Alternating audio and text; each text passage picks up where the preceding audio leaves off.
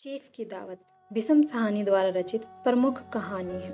इस कहानी में उन्होंने मध्यवर्गीय समाज के खोखलेपन तथा दिखावटीपन को दर्शाया है। उनके द्वारा रचित कहानी आज भी उतनी ही प्रासंगिक है जितनी उस समय थी।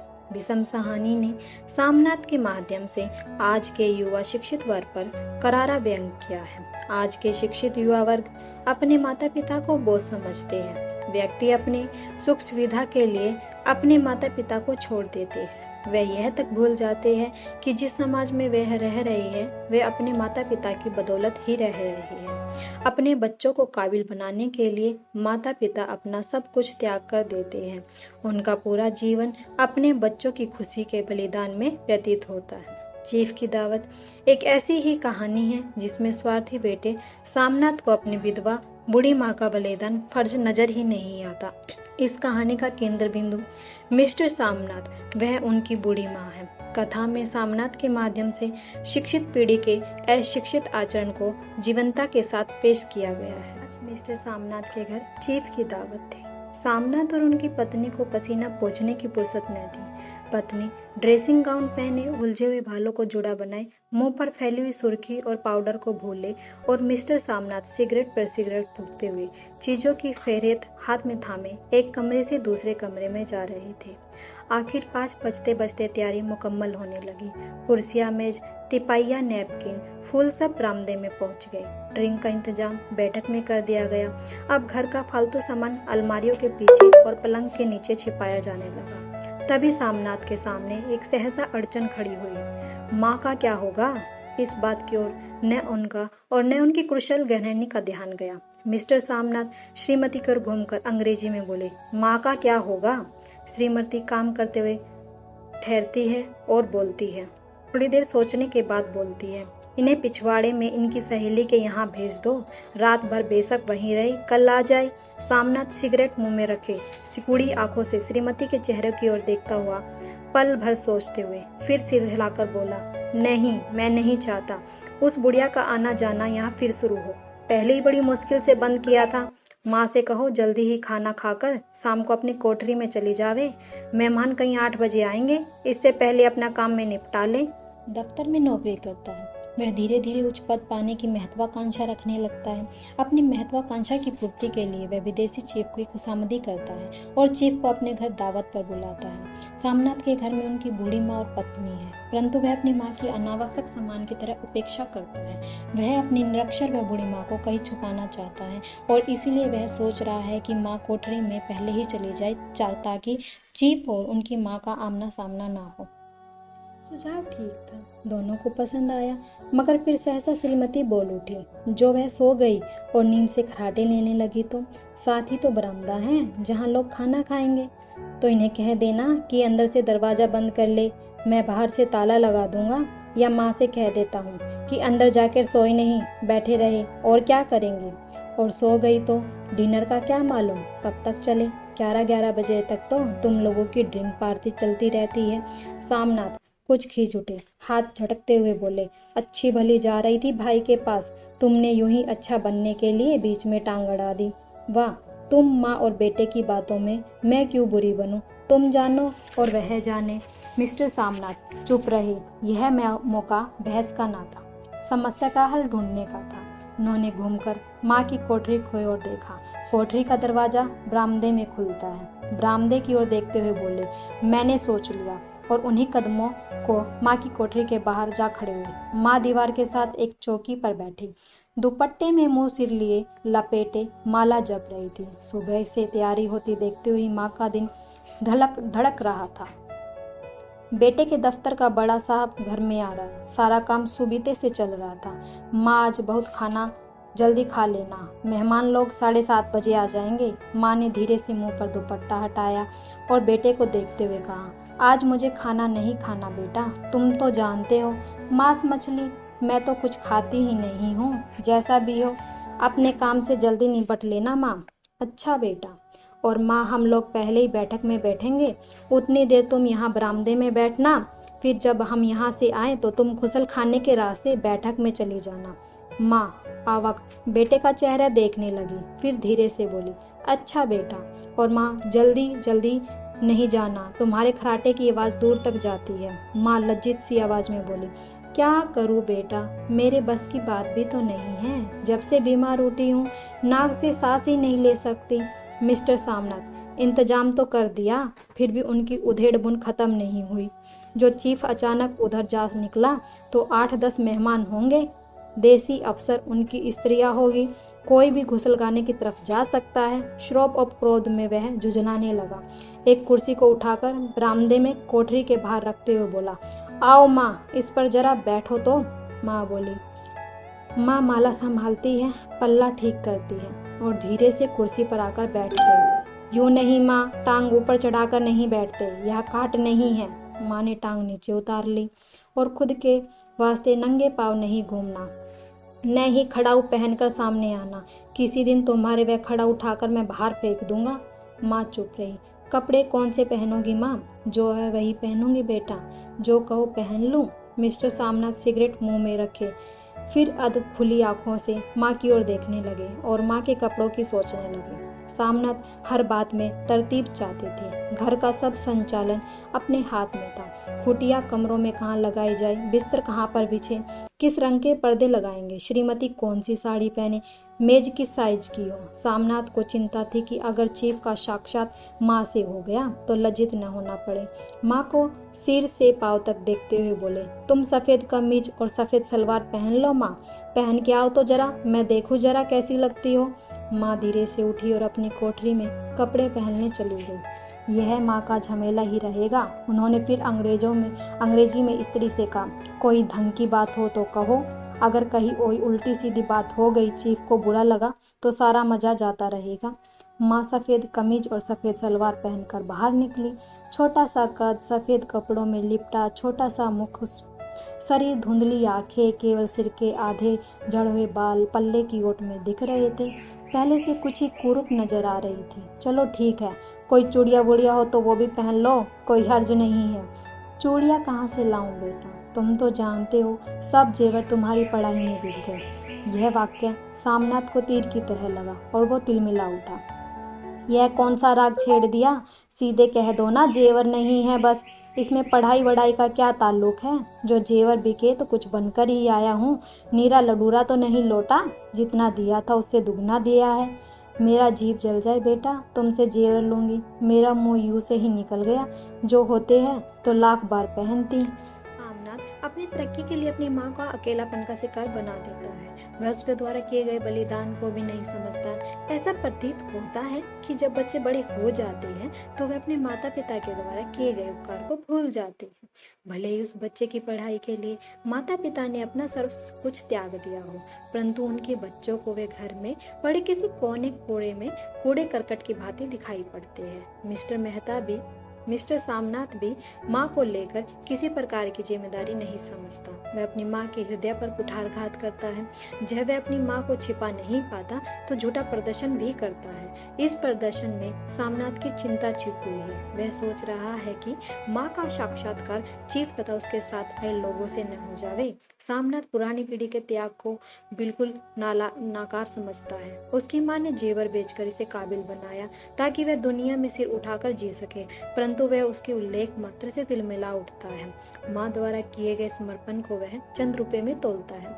आधुनिक युग में युवा वर्ग माता पिता द्वारा किए गए बलिदान को भूल जाते हैं तथा अपनी सफलता को अपनी काबिलियत का नाम देते हैं। यह आधुनिक युग की बहुत बड़ी त्रासदी है कि युवा बड़े बुजुर्गों के आदर सम्मान को भूल जाते हैं। सामनाथ पूरी तरह पश्चिमी सभ्यता के रंग में रंग चुका है।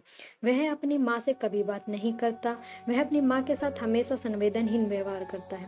माँ बेटे के व्यवहार से डरी रहती है। वह बेटे के हुक्म का हमेशा अपनी मर्जी के खिलाफ पालन करती है। सोमनाथ की माँ चाहती थी कि वह चुपचाप पिछवाड़े विधवा सहेली के घर चली जावे, मगर बेटे के हुक्म के कारण वह नहीं चाहती। 5 बज चुके थे। अभी मिस्टर सामनाथ को खुद भी नहा धोकर तैयार होना था। श्रीमती कब की अपने कमरे में आ चुकी थी। सामनाथ जाते हुए एक बार फिर माँ को हिदायत करते गए, माँ, रोज की तरह गुमसुम बन के मत बैठे रहना। अगर साहब इधर आ निकले तो कोई बात पूछे तो ठीक तरह से जवाब दे देना।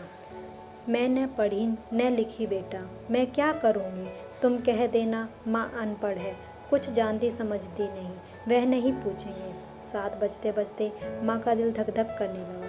अगर चीफ सामने आ गए और उसने कुछ पूछा तो क्या जवाब देंगे? अंग्रेजी को तो दूर से ही देखकर घबरा उठती थी।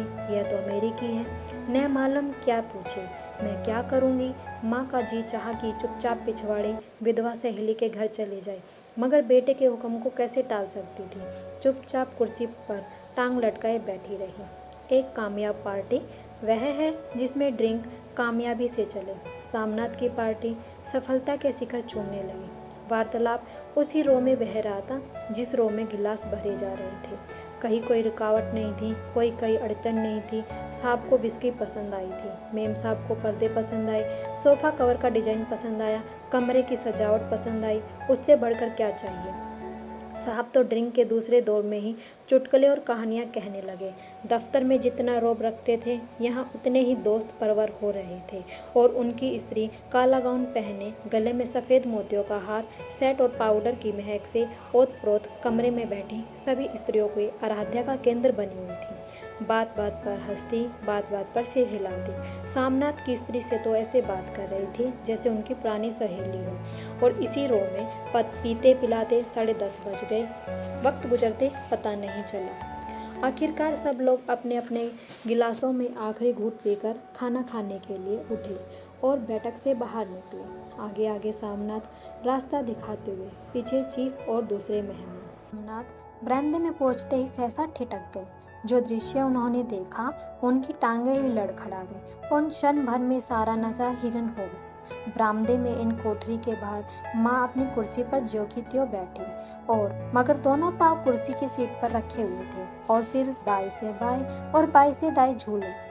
मुंह में लगातार गहरे खर्राटों की आवाज आ रही थी। सब सिर कुछ देर के लिए टेढ़ा होकर एक तरफ को थम जाता तो खर्राटे और भी गहरे हो जाते, और फिर जब झटके से नींद टूटी तो सिर फिर दाएं से बाएं झूलने लगता।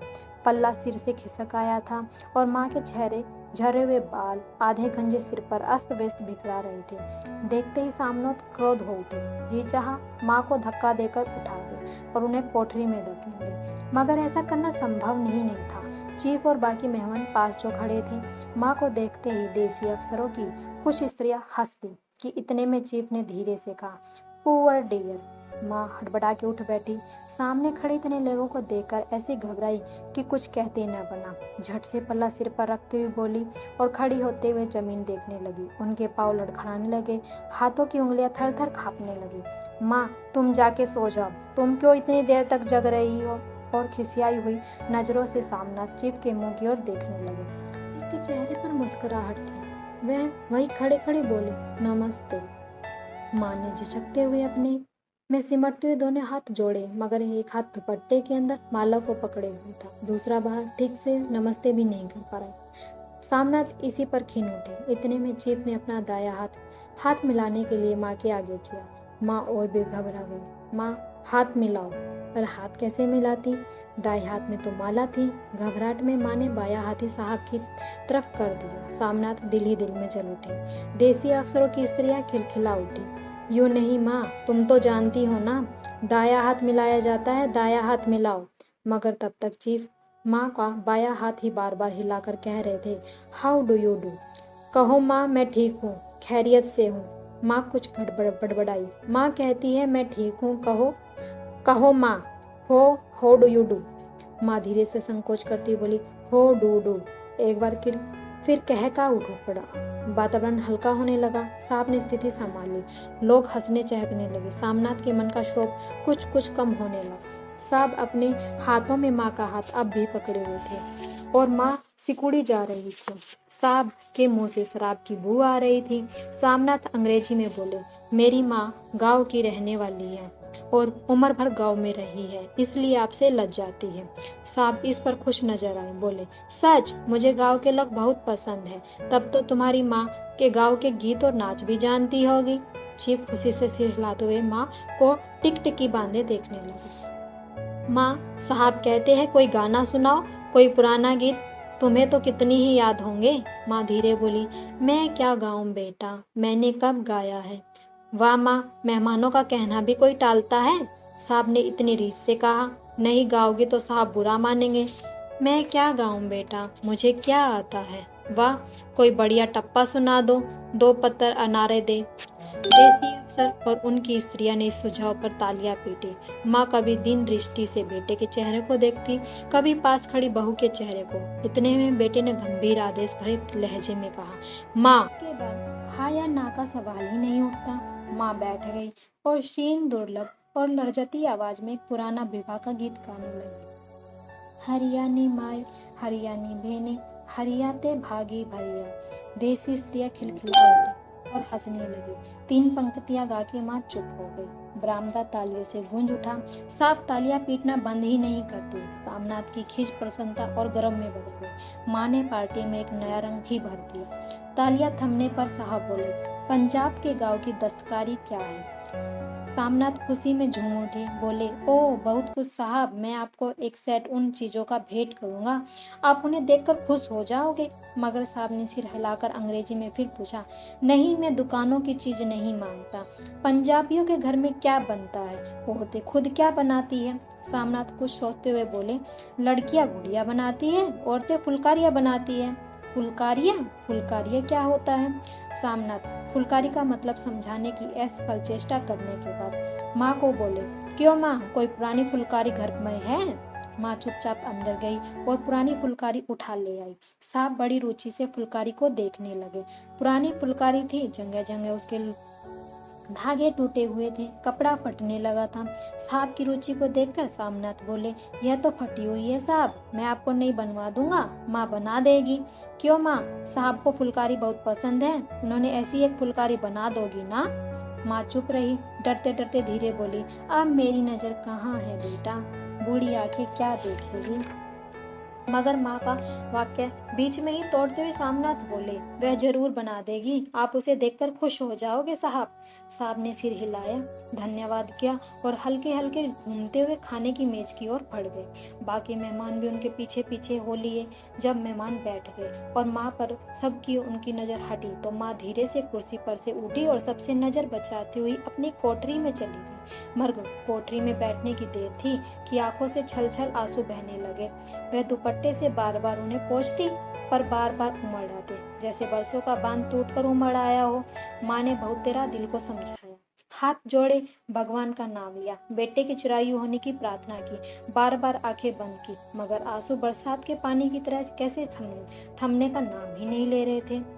आधी रात का वक्त हो गया। मेहमान खाना खाकर एक एक करके आ चुके थे। माँ दीवार से सटक कर बैठी, आंखें फाड़े दीवार को देख रही थी। घर के वातावरण में तनाव ढीला पड़ गया। मोहल्ले में निस्तब्धता सामनाथ के घर पर ही कुछ छा चुकी थी। केवल रसोई में प्लेटों की खनखन की आवाज आ रही थी। तभी सहसा माँ की कोठरी का दरवाजा जोर से खटकने लगा। माँ, दरवाजा खोलो। माँ का दिल बैठ गया, हड़बड़ाहट में उठ बैठी। क्या मुझसे कोई भूल हो गई है? माँ कितनी देर से अपने आप को कोस रही थी, क्यों न उन्हें नींद आ गई, क्यों वह उगलने लगी थी, क्यों बेटे अभी तक क्षमा नहीं किया।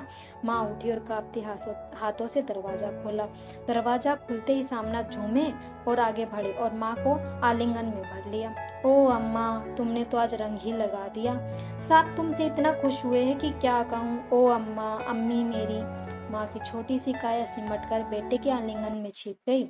माँ की आंखों में फिर आंसू आ गए। उन्हें पोंछती हुई धीरे से बोली, बेटा तुम मुझसे हरिद्वार भेज दो, मैं तो कब से कह रही हूँ। सामनाथ का झूमना सहसा बंद हो गया।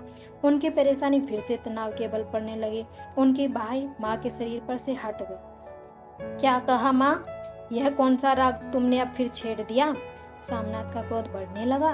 बोलते गए, तुम मुझे बदनाम करना चाहती हो ताकि दुनिया कहे कि बेटे माँ को अपने पास नहीं रखना चाहते। नहीं बेटा, अब तुमसे और बहू के साथ जैसा मन चाहे रहो। मैं अपना खा पाए चुकी हूँ। अब मैं क्या करूँगी तुम्हारे साथ रह के?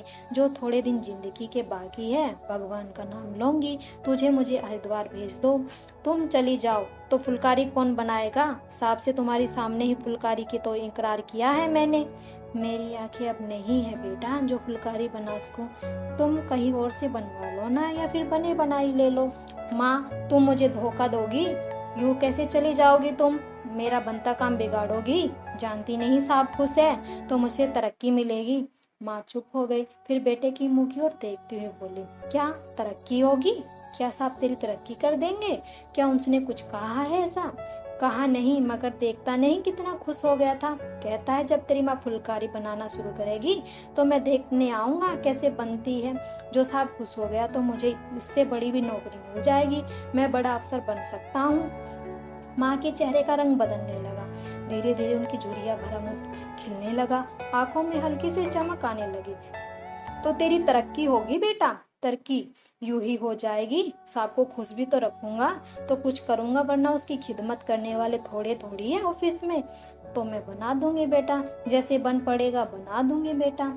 और माँ दिल ही दिल में फिर बेटे के उज्जवल भविष्य की कामनाएं करने लगी। और मिस्टर सामनाथ अब सो गए, जा माँ कहते हुए तनिक लड़खड़ाते हुए अपने कमरे में गए और झूम गए।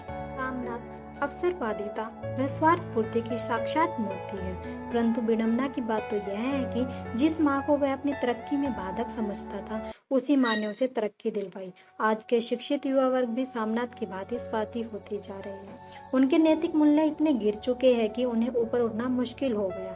वे अपनी तरक्की के लिए बुजुर्ग माँ बाप को छोड़कर शहर की चकाचौंध दुनिया में चले जाते हैं। वहाँ रहकर वे शराबी शहरी बाबू बनकर रहते हैं। वे अपनी पदोन्नति के लिए अपने माँ बाप का साथ छोड़ देते हैं। और इसी तरह सामनाथ मध्यवर्गीय समाज का एक स्वार्थी तथा लालची इंसान है।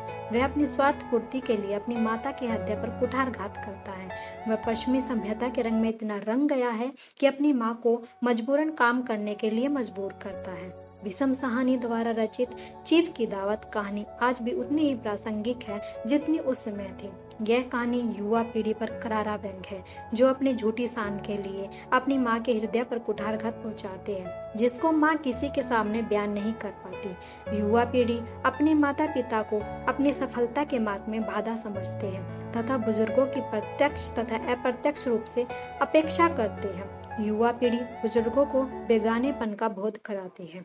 यह कहानी युवा पीढ़ी के यथार्थ तथा बुजुर्गों के प्रति घटती जिम्मेदारियों का अंकन कराती है। समाज में व्याप्त समस्याएं तथा विसंगतियों का चित्रण विषम साहनी की इस कहानी में बहुत अच्छे तरीके से हुआ है।